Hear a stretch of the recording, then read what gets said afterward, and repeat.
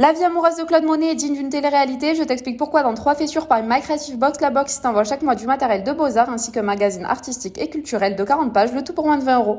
Fait numéro 1, et on commence par une anecdote à la fois morbide et poétique, puisqu'à la mort du peintre en 1926, son meilleur ami Georges Clemenceau refuse de le voir recouvert d'un drap noir et remplace donc celui-ci par un drap fleuri et coloré, une manière de rendre hommage à l'œuvre de Monet et de rendre ses funérailles moins moroses. Fait numéro 2, Claude Monet a complètement révolutionné l'histoire de l'art. En effet, il est l'un des premiers à peindre en extérieur et non pas en atelier afin de représenter ce qu'il voit réellement.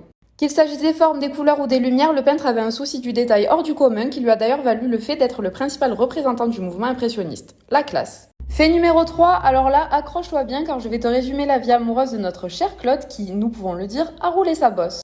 L'histoire commence alors que le peintre rencontre Camille qui deviendra sa femme et avec qui il aura 2 enfants. Quelques années plus tard, les amoureux se mettent en colocation avec un couple de collectionneurs, Ernest et Alice. Monet entretiendra une liaison avec cette dernière